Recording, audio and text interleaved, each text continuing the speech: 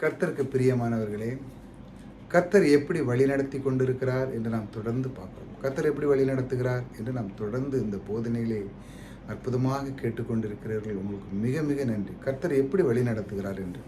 அவருடைய வார்த்தை நம்மை எப்படி வழிநடத்துகிறது, அவருடைய வார்த்தை மூலமாக நம்முடைய வாழ்க்கை எப்படி பிரகாசிக்கிறது, நிறைய விஷயங்களை நாம் பார்க்குறோம் இந்த தலைப்பில். கர்த்தர் எப்படி வழிநடத்துகிறார் என்று. அவருடைய வார்த்தையை நாம் அதிகமாக தியானிக்கணும் பாருங்கள். அப்பொழுதுதான் அவருடைய அன்பு, அவருடைய வழிநடத்தல் எல்லாம் நமக்கு தெரியும். அவருடைய வார்த்தைக்கு நேராக போவோம். தேவனால் எங்களுக்கு அருளப்படுகிற ஆறுதலினாலே எந்த உபத்திரத்திலாகிலும் அகப்படுகிறவர்களுக்கு நாங்கள் ஆறுதல் செய்ய திராணி உள்ளவர்களாகும்படி எங்களுக்கு வரும் சகல உபத்திரங்களிலேயும் அவரே எங்களுக்கு ஆறுதல் செய்கிறவர். பாருங்க, அவர் எப்படி வழி நடத்துகிறார் என்று இந்த வார்த்தையை கொஞ்சம் தியானி. தேவனால் எங்களுக்கு அருளப்படுகிற ஆறுதலினாலே, தேவன் அருள்கிறார். ஒருவருக்கு உங்களுக்கு ஒரு அன்பு, ஒரு ரட்சிப்பு கொடுத்து உங்களை வழிநடத்தி கொண்டிருக்கிறார்னு வச்சாங்களா. உங்களை வழிநடத்தி கொண்டிருக்கிறார். நீங்கள் நல்லா ஸ்மூத்தாக போயிட்டுருக்க உங்களுடைய வாழ்க்கை நல்லா இருக்கு.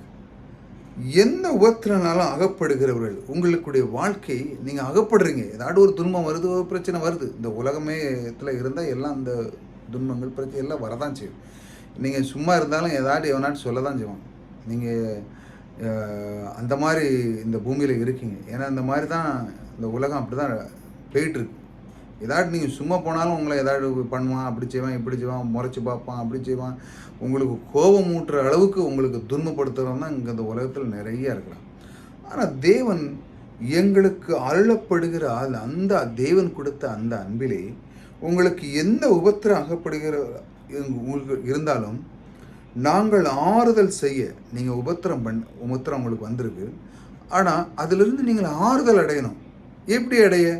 நீங்கள் உங்களுக்கு நல்லா இருக்கீங்க, ஆனால் உங்களுக்கு துன்பம் வரும்போது சிலவங்க என்ன பண்ணுறாங்க, முடிய மாட்டேங்குது.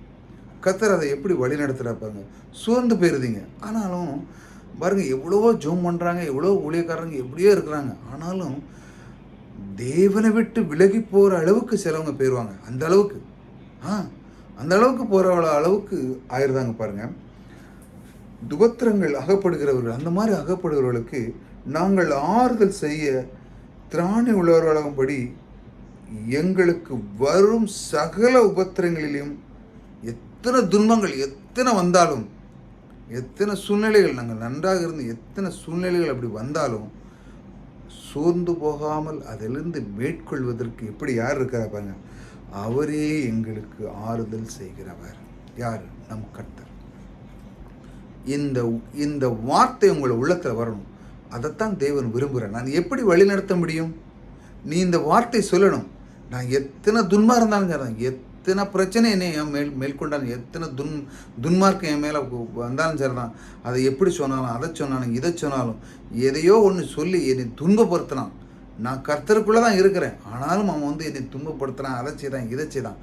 ஆனால் இதை எல்லாத்தையும் நீக்கிற, எங்களுக்குள் ஆறுதல் அளிக்கிறவர் எனக்குள்ளே இருக்கிறார்.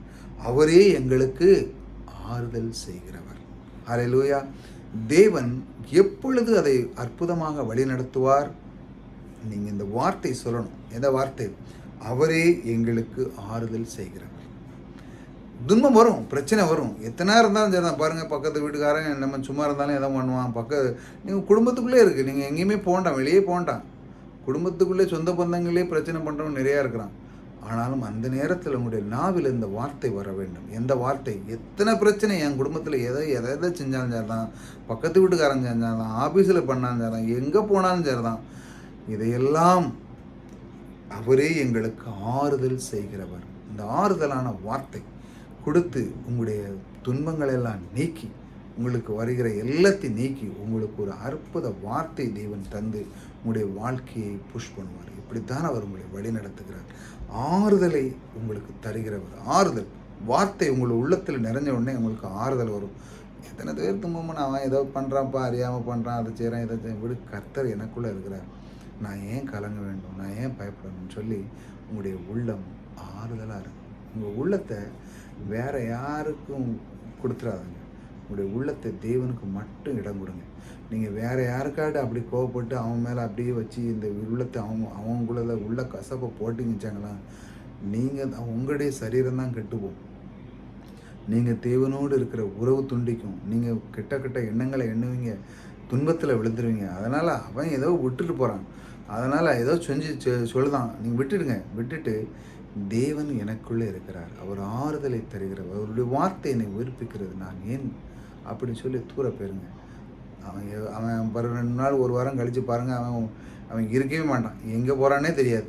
ஆகையால் நம்ம அவன் மேலே பின்தொடராமல் தேவனோடு நாம் இருக்கும் பொழுது கர்த்தர் ஆறுதலை உங்களோடு கூட இருக்கிறார். அதான் அவர் அப்படிதான் வழி நடத்துகிறார். வார்த்தை தியானிக்கும் பொழுது உங்களுடைய உள்ளம் சொல்லும், ஆகா என் கர்த்தர் என்னை அழகாக வழி நடத்துகிறாரே, அவர் என் ரட்சகர், எனக்குள்ளே இருந்து என்னை வழிநடத்துகிற தேவன் அற்புதவர், அவர் என்றும் நேற்றும் இன்றும் மாறாதவர் எனக்குள்ளே இருக்கிறார்னு சொல்லி உங்களுடைய உள்ளம் அப்படியே பூரிக்கும்.